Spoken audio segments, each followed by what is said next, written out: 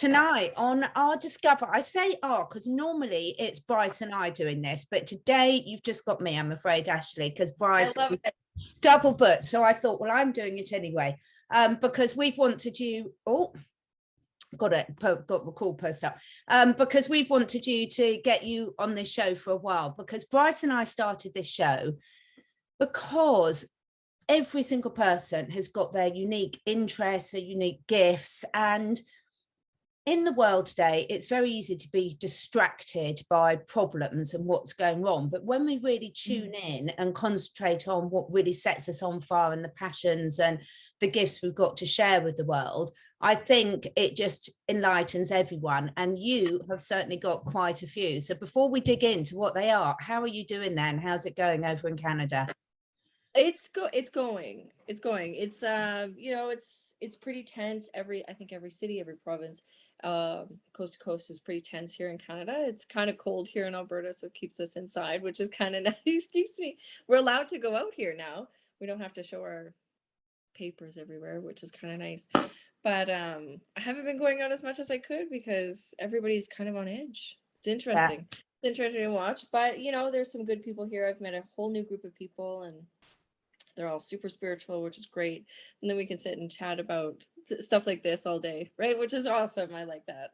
Exactly. And isn't it funny, Ashley, because, over in the UK, we've almost got the opposite situation where suddenly everything's been lifted and everyone's almost getting back to normal. And some people aren't. Some people will still go along with the regulations for ages, but that's their choice. But it's so funny seeing this contrast, isn't it? And the seesaw, and it's very easy to get caught up in those emotions because obviously it's hitting us all in waves in different parts of the world at different times. But it's definitely brought a lot of empathy, I think, and understanding across the globe. Do you think?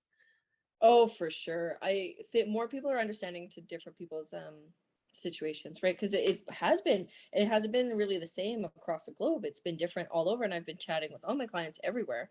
Thank God I have this access to so many people across the world. It really opened my mind to see that it's completely different everywhere, right? Even in the UK, like a lot of the restrictions didn't really apply, and it wasn't the same. And in Canada and the US, it's been like pretty harsh settings, and I'm like, oh my goodness. Of all places, I did not expect us to be so strict, but it happened, and some people love it, some people don't. It's quite fascinating to see like the diversity of the whole global situation going on. Yeah, it is, isn't it? So today it's all about you. So I really want to I've known you for a few months through our mutual friend Janine. I've had a personal reading with Ashley that I can really, really recommend, and all Ashley's details will be obviously as usual below the videos. But let's start a bit by telling our listeners a little bit about yourself. Tell us about yourself and, what it is you do with your interest in magic and the esoteric. Oh my God. It's so funny because it's been my entire life, which is fascinating. In some degree of, at some point, a little bit stronger in others, and, peters out sometimes, but it's always been around. And actually, a good friend of mine actually reminded me, I ran into her at a tarot event I was doing on Tuesday for our massive Tuesday, right? She ended up showing up, which was beautiful. And she reminded me, because I used to run my own business, or I've always kind of worked for myself for the last about 15 years. So when I was doing my business, I would do her nails, but I would also be doing her tarot cards at the same time. And I completely forgot about that.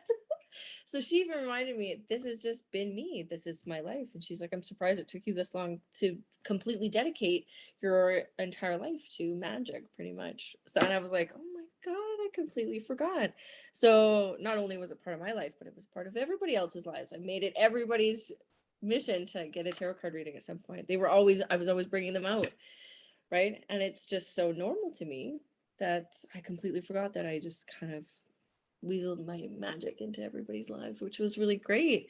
So it always started when I was quite young. I just wanted to play around with herbs a whole bunch and just get into that stuff.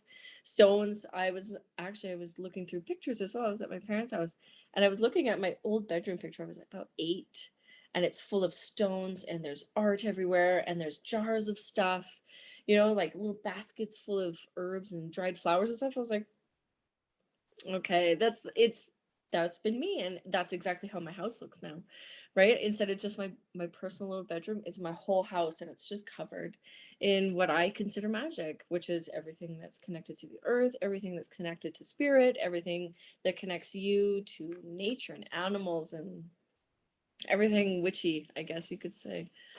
Yeah, and Right. that's just beautiful. I resonate with that so much because I just love herbs, natural products. Again, stones. I always used to connect stones. I used to put little eyes on mine and pretend they were animals, actually.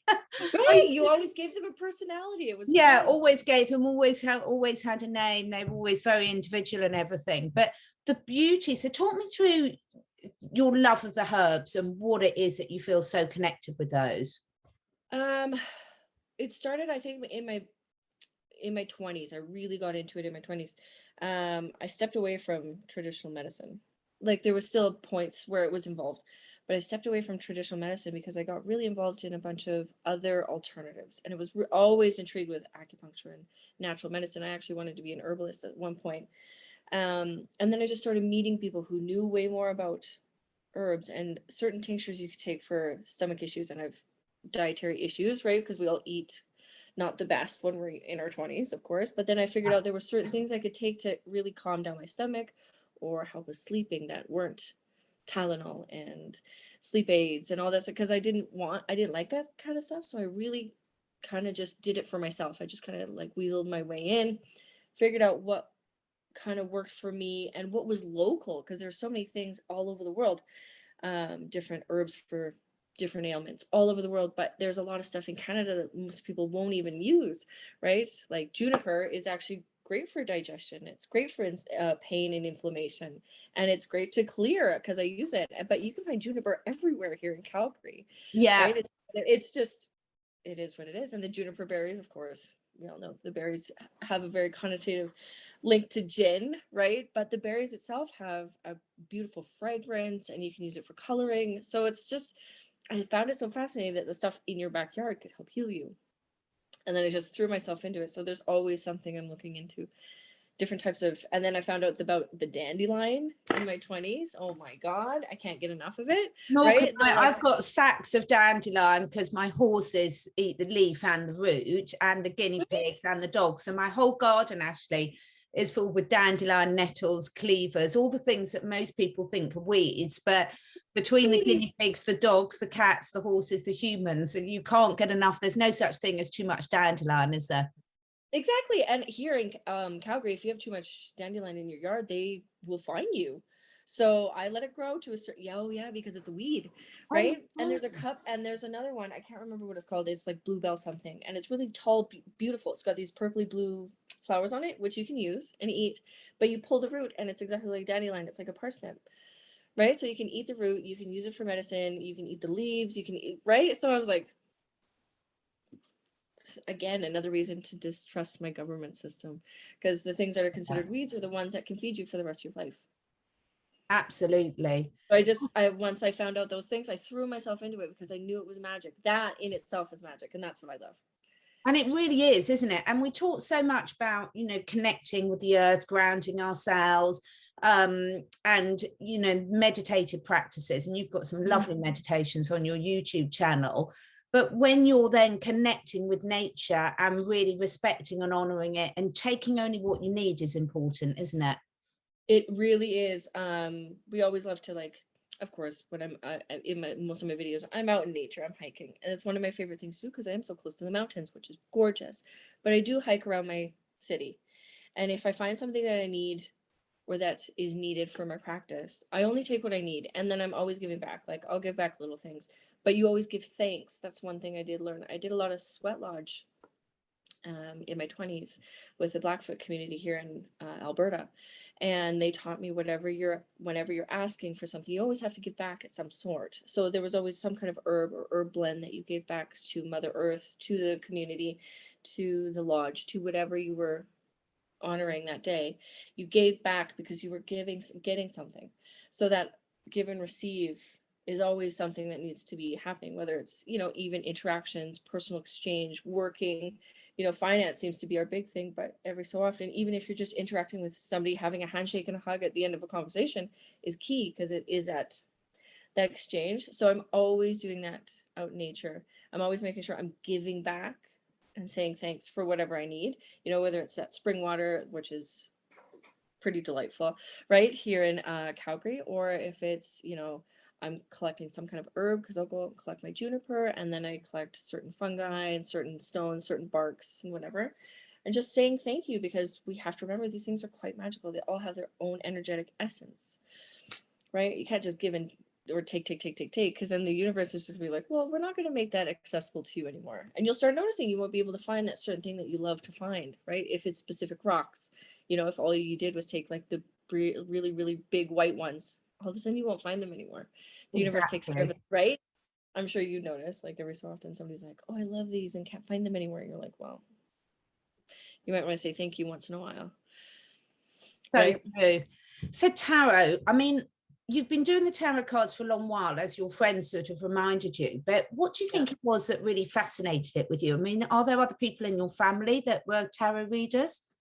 No, I'm the only one. I'm that one in the family. I did have, like, my great grandparents, I did know them when I was quite young. Were all heavily connected. They had all immigrated, but had a connection to an old type of energy, an old type of essence, and knew more. And I knew it. I knew they knew more, but it was lost in translation, right?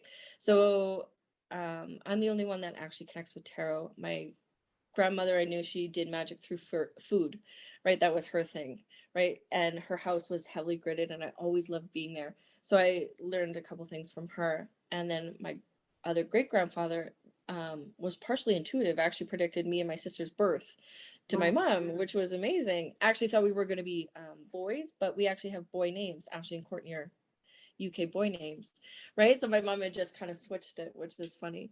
But I'm the only one that did tarot. I was always intrigued with some kind of divination, right? Pendulums. I think I had a pendulum first before I had tarot cards. And then dowsing, you know, all sorts of dowsing and stuff. And then getting into tarot cards was actually, me and my friends would just play with them. My girlfriend had cards and we would play with them. I was like, you got to be careful with these. Like, what are you doing? Right? Because she had a different respect. I knew, I was like, there was more to it. And then it wasn't until Janine pretty much forced me to take her course. She's like, you have to take this. I was like, I don't know. Like, I don't really have time. She's like, take it for free. Just come in. And we were already friends by then. And she taught me how to do tarot. And then it just kind of took over, right?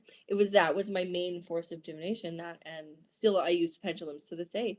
Yeah. So it was my main force. And of course I took my time with it. Lots of people are, it's a lot. Tarot is a lot. There's a lot of cards. There's a lot of meanings, aspecting. You know, people are scared of certain cards, whereas certain cards can actually, you know, if they're scary, like the devil card can actually mean there's something quite bedeviling coming into your life, but it could be on a good aspect, right?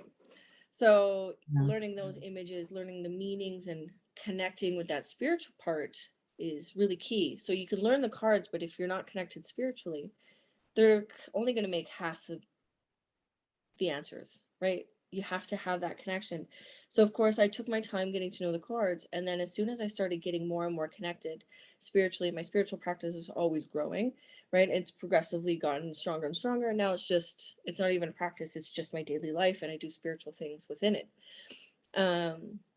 But connecting to that spiritual part actually increased my tarot abilities, and I started getting different different meanings to different readings, and I was like, new things just randomly, like they would just come into my head because I had that intuitive connection that to spirit, and people would be like, how did you know that, right? And I could just pick up on people's energies. So having that spiritual connection with the tarot cards also helps. And there's still so many different types of decks. I got a couple decks for Christmas, and I'm still learning the meanings. And then once you start learning the meanings of cards, they kind of flow into your life. And the cards aren't meant for everybody, right? There's 3 different types. There's oracle decks, there's traditional decks, there's the angel decks, there's decks with stones on them, right? So finding something that really resonates with you is key. Absolutely. And do you find, so as you were saying, it's no longer a spiritual practice, it is your life. Mm-hmm. So how has that sort of confidence of finding the thing that you're really, really passionate about sort of impacted other areas of your life? Oh my goodness. Well, especially with this passion, this is my life now for quite some time. Like, I know I'm going to be on this passion for quite a while. You know, we all have different ones as we grow, and I had my aesthetic spa business, but then getting into tarot, I'd really throw my, because it really took off. Like in Calgary, it was okay. I had enough readings. I did it, you know, it was like kept me busy, but it never really exploded. So I was like, okay, we'll just wait. But during our, the last 2 years, I had no choice but to be busy working on my spirituality, Yeah. because I couldn't work. Right, my spa was closed. So spa is closed. What do? I pick up my tarot cards and I start playing. Right, and I do it all the time. And I pick up another book that I hadn't given myself enough time to read, and I start reading it. And then I start making my more time for my spiritual self, because I had actually gotten quite sick at the beginning of the pandemic 2 years ago, and I was laid up in bed for about 2.5 months. Wow. Really bad hives, like a allergic reaction. Nothing. I did fasts, I did cleanses, I changed my entire diet, nothing helped. And the universe was literally putting me into a place to get involved in my spirituality. So every time I did more spiritual stuff, the hives got better. And then I would miss 2 3 days of, I don't know, saying my prayers, doing a meditation, doing breath work, and the hives would come back and they were worse. And I was like, oh my God. Okay, so now I have no choice but to meditate, do my breath work, and practice on my cards, and do my mantras, and do my meditations, right? And all that stuff. And then the hives would slowly go away. So I started getting, like, noticing a little bit of a pattern. And I was like, okay, so this is clearly what I have to do. So I just thought it was just regular spiritual stuff. And I made practice for it. But then the hives started coming back, even though I had my spiritual practice. And then I had to realign my entire life. Everything that didn't align with what I wanted to get done with tarot and my spiritual journey and getting information out there. Anything that didn't align with that, I had to throw it away. Yeah. As hard as it wasn't easy for a lot of stuff, but I had to get rid of certain friendships and certain lifestyles and certain things I was doing, certain activities, right, that just don't serve my higher spirit. Not saying I completely cleansed everything and I just sit on a mountain chanting all day anymore, right? I still have colored hair, I still have my nails, right? Like there's still things we can do, and I still go out and have fun. But making that 100% time for the spirituality has 180 my entire existence. I look at everything differently, more magic, like everything's more exciting, and I can see people's just drive differently, and I can respect people's life paths differently now. And having that tarot and the dowsing is just like that extra little kick that I can help other people connect to their spiritual paths. And that brings me so much joy. It's ridiculous. I didn't think it would bring me that much joy to actually help people connect to their loved ones or their spirituality or their higher purpose, which is amazing, right? I get that question a lot, like, why am I here? What is my purpose? Oh Yeah. my God. Let's get into it. Of course, let's do it. It brings me so much joy. And I never thought just being of service, of spiritual service to somebody, would actually make my day every day, but it does. Yeah. And it's not for everybody, but for me, 100%, because I'm living my passion. It's something I love to do. You know, it's what I did on my free time, and now it's my job. It's just fantastic, isn't it? And I think you've hit on something really important there, Ashley, that when you are really following your passion and living in alignment with where you are meant to be at that time, it does make you a lot more understanding of other people's journeys, doesn't it? And where they're meant to be at that time, a lot less judgmental. Yeah, because it is really hard to think, you know, like there's a lot of people we tend to judge, which is totally fine. As humans, we're still humans here on Earth, but it definitely helps me separate from my journey and their journey, because what they have to learn isn't what I have to learn, or what I'm learning, they might not have to be learning. So you can look at your friends, your family, and the people that you want to join on your team, right? You can watch their journey a little bit differently, which is good, because it's, you know, like I said, I'm the only one in my family that's super spiritual. There's still, like, my mom's got tarot cards and she's got her altar and stuff, but this is what I do every day, right? So they still have their spiritual journey, but mine's completely different. And having that diplomacy has actually helped me separate from a lot of heartache, right? Because you worry about your family, you worry about your friends, and you worry about their outcome. Whereas, of course, I still worry, but I'm not as personally invested anymore because I'm more worried about mine. And I'm just joyful that they're experiencing their life, which is good. That's such a lovely way of looking at it. Right? It's kind of nice. It is such a lovely way of looking at it. So in terms of now, a lot of people sometimes worry about turning their hobby into a job. How you've obviously found that's worked really well for you. Have you got any words of wisdom for other people that might have that as a potential blockage? Just you have to go in stride, right? It's not all gonna like completely explode overnight, right? Like I said, I was doing tarot in Calgary, and I would maybe at the beginning when I started learning, I don't know, about 15 years ago, somewhere around there. Of course, I didn't do anybody personally. I wasn't charging for it. And then as soon as I started charging, I was maybe doing 1-2 a week, right? And it was maybe on weekends or evenings. So it took up extra time. So I had to invest not only my full daytime job, but then like extra time on top of it to invest in tarot. And then there were a couple months that it just went nowhere, right? The global circumstances, right? So I just kind of, okay, no, it's still something I love. So I kept pursuing it for me even, right? Like it's like art, you know, you're not going to stop creating art if you love to paint, right? It's, you know, somebody want to buy something, you still keep painting, you still keep creating.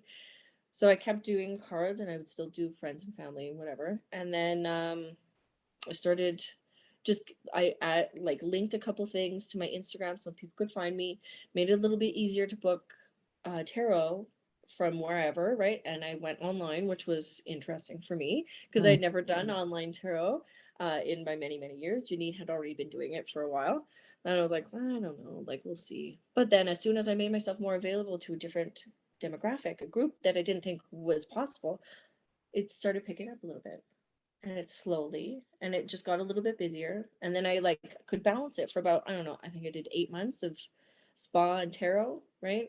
And then all of a sudden I just couldn't do it anymore. I was like, the spa kind of just dissipated a little bit because my heart wasn't in it anymore. Yeah. It was too much work, it was too many people. And then I just put my full passion into it. So the advice would be just to keep going, right? If it's something you really want to do, you know, see where the time is right. See if there's something else you need to learn. And there was definitely lots I needed to learn about tarot and getting farther into deeper messages, especially going through the times we're going through now.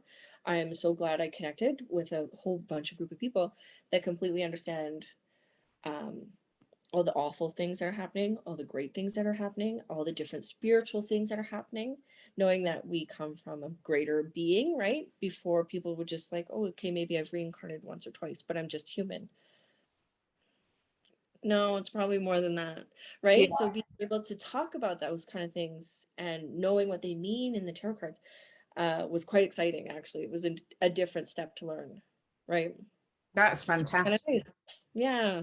So it was really cool. But yeah, just taking your time, right? As much as we would love to start our own businesses and be millionaires tomorrow, it's usually not the case. There's a couple of hiccups we got to learn and find the way that works for you.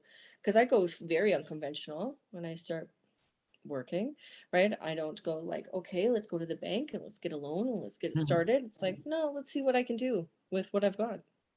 Yeah, right? Absolutely. And when it's something that, as you say, you're doing it for yourself as well, because you know it's something you want to learn, you know it's something you're passionate about, then it makes it much easier, doesn't it, to withstand those obstacles and hurdles. Whilst a lot of people, they become a really big thing because that's often quite a sign that you're not following your passion.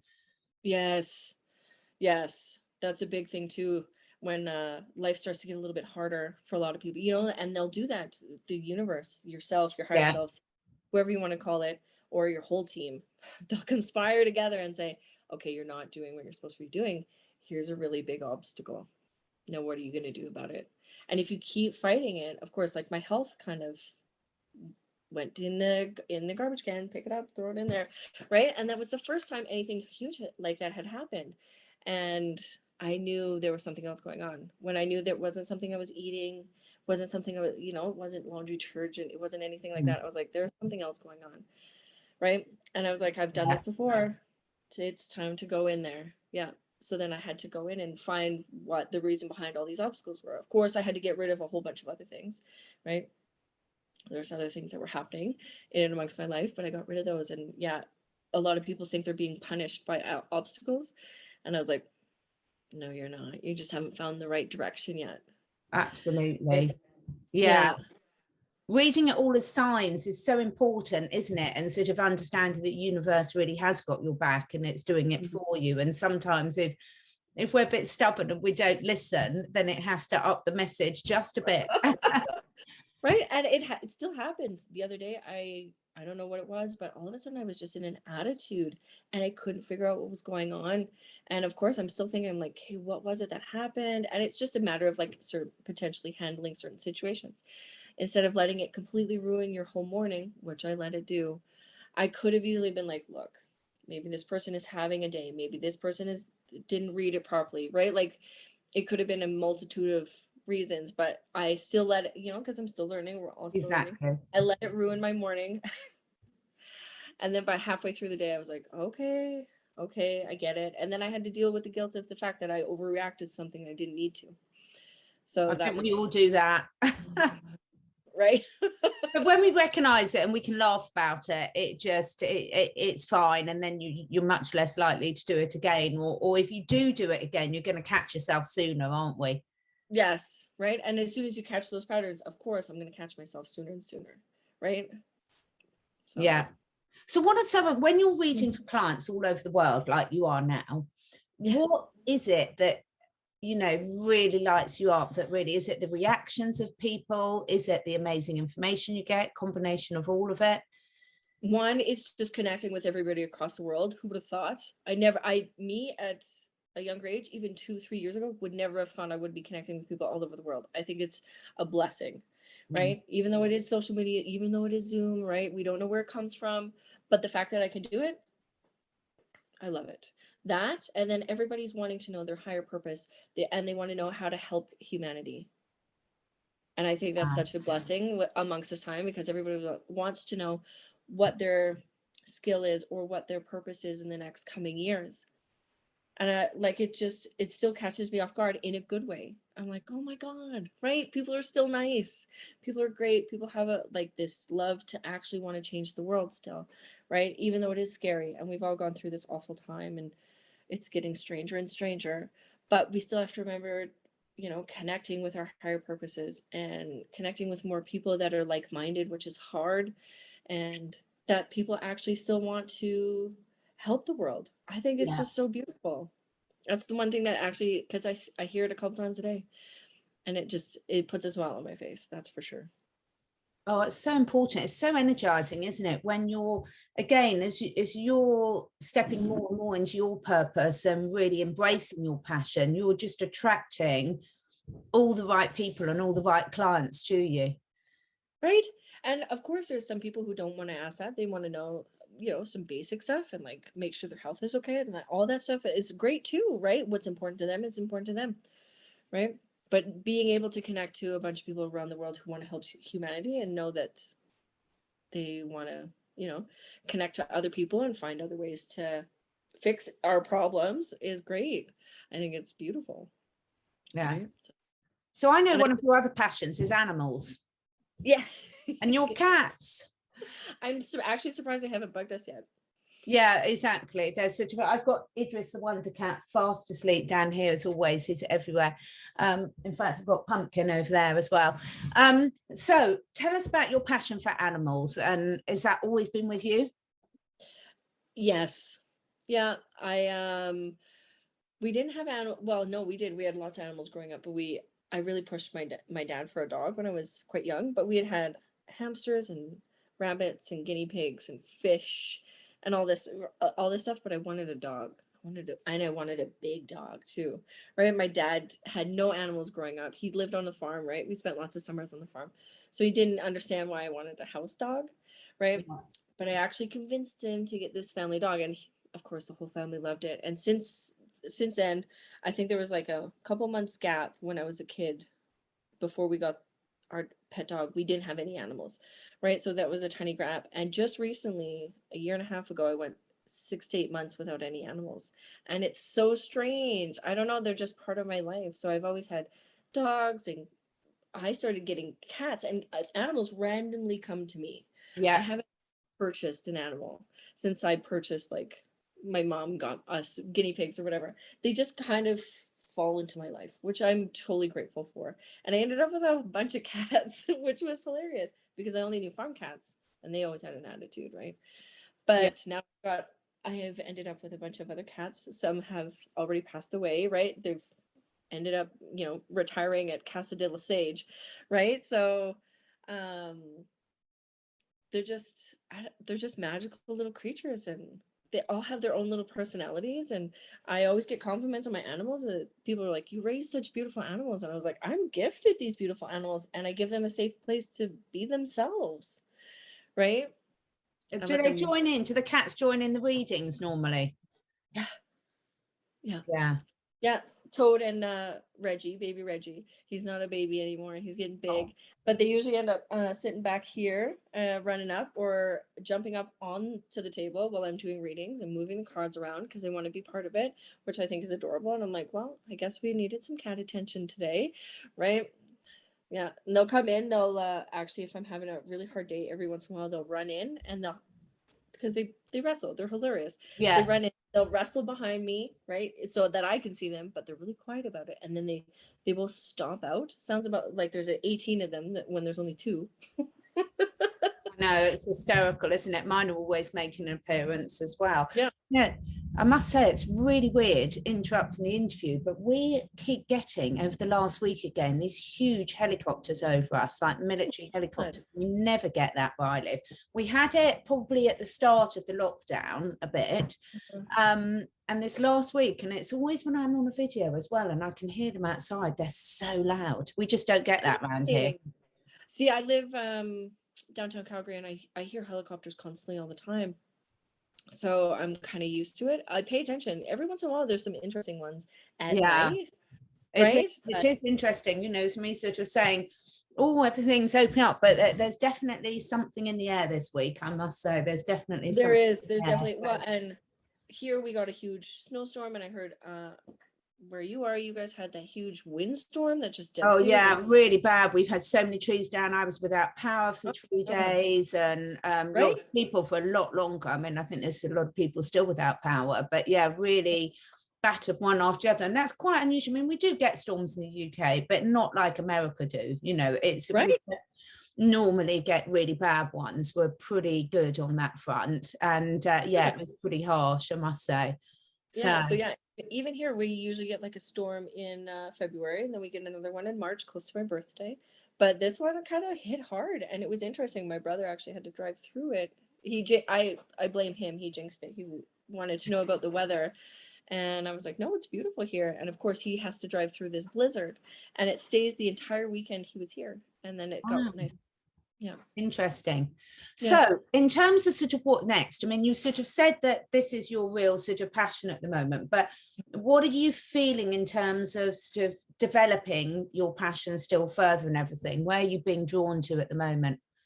I'm doing a lot of actually energy clearing on Calgary, and I know how to do energy work. I took Reiki when I was 19. So I could do myself, right? I don't do it on anybody else. So I'm actually picking up more on energy centers, and I'm kind of picking up on the energy centers of Calgary and just the different ley lines and gridding, which is interesting. I didn't actually think that would be something I got into, but it came to me during a meditation a couple weeks ago, 2-3 weeks ago.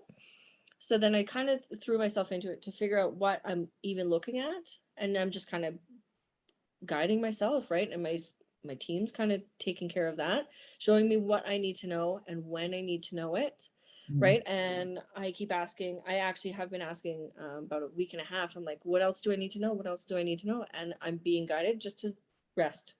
So I was like, okay, right? So energy work is a big thing for me right now. And I don't know, like I've got a couple books I've got going on the go and learning about different off-worlder cultures and like trying to figure out all those things and the different planes of existence, different realities and stuff. I'm getting kind of deep in existential with those ones. So those are kind of the little baby marks that I have. And actually I've been really inspired. It's on my it's in my head. It's there. It's swirling around to actually start teaching people tarot because people want to Wow. know a little bit of the tarot, and they would love me to teach them, which I think is a beautiful gift. Of course, I would love to teach people. So I'm just trying to figure out where I would even start or how I would do it. So figuring that out, and then of course taking that in with some spiritual teaching and just showing people how much easier it is and where to start. And people have a nice little layout, and then once you get it going for yourself, you can kind of go wherever you need to go. But having like a stage 1, 2, and 3 to get in touch with your spiritual self or the tarot, I think will be the jumping points, and then I'll kind of, I don't know, follow from there. I usually Yeah, love to plan that's a things lot. out, right? I usually love to plan things out, but I've just got a couple things that I might just start little bits here and there and then just see where they go. It's really great, isn't it? Because I mean, I used to do a lot of teaching, and until I started doing it, I never realized how much I enjoy it. But again, seeing the enthusiasm for other people, from other people, and what it brings to their life, it's just so contagious, isn't it? It really is. And when I was doing aesthetics in my spa, I taught at two institutions here in Calgary. So I taught people how to do my job, right? Taught them how to get into it, and I'm taught like a traditional European way of doing a lot of aesthetics. So it's kind of something that's lost in the city a little bit. So it was nice to get my information out to the other students, and it was just interesting to watch them take the information and run with it. And then Yeah. it taught me how to verbalize different techniques, right? Which is kind of fun. Like it challenges me at the same time, which was great. Oh, it's So yeah, lovely. And I love it when everyone, you can take any discipline, like, like tarot, like dowsing, like herbal medicine, but everyone puts right? their own unique energy and spin onto it, isn't it? So Yeah. you go through the stages of learning the basics, and then you take it and make it yours. And that's what Yeah. I love seeing people. I mean, I've got a diploma course. I teach people how to do equine iridology, and I I love just it. love the fact that every student, yes, they've all got the core competence, but then they take it and make it their own. And it's just really, really wonderful to see. Right? It's so amazing. It's something that you love, that you're great at, right? And then just watching everybody kind of like put their own little spin on it and see where they take it. Oh my God, it's the best. Yeah. Right? Oh, that's just absolutely fantastic. And I've just loved seeing you. I mean, I'd really encourage, I know you haven't put many videos on for a while, have you? But you've got No. some really lovely ones. So my favorite one of yours, well, I haven't watched all of them, but I love the one where you're doing the saging and everything. That's just a beautiful video to watch. So And all those herbs were actually collected by a friend of mine. She actually does my winter arrangement every year, and she collects it, and she does her own little ritual and makes these beautiful winter arrangements. And she's like, I thought of you and I channeled you while I did this.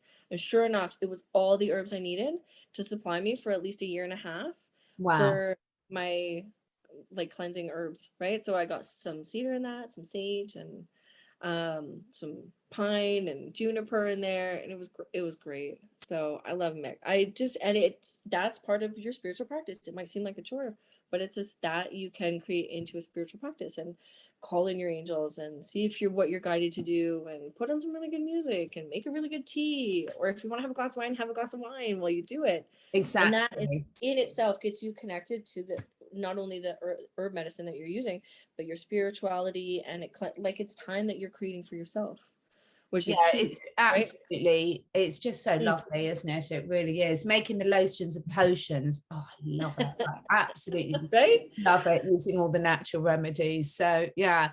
Oh, thank you so much, Ashley. It's just been so lovely getting to know you a bit more, because um as I say, your passion really, really does shine through. And it's just so lovely to see people doing it. But also when you're doing something that's helping so many other people as well, and helping others find theirs. So tell people how they can connect with you. The main one is you can do on my YouTube with Ashley Sage Esoterics. And then there's a link to all my booking information in there. My Instagram is sage.ism. So it's ISM on Instagram. And you can look at my life at the same time there. And then there's a link to my booking and to the YouTube in there. All of that fun stuff is there. Yeah, it's fantastic. And I'll put all the links below. Perhaps send me thank you. everything that you stuff want on there. Obviously, I've got things to make sure I do it. And everyone, the links will be below. As I said, I had a reading with Ashley a little while ago, and it was really, really great. So if anyone's drawn to that, I would really encourage it. And, you know, it's a lovely, lovely treat to yourself. And thank you so much for all you're doing. Keep up the work. And hopefully you'll come back again perhaps soon, and then we can get Brice on board and we can all continue the conversation. Yes, I would love to. Lovely. Thank you so much, Ashley. Have a really amazing day, and lots of love for everyone who's watching it. Take care. Bye. Bye.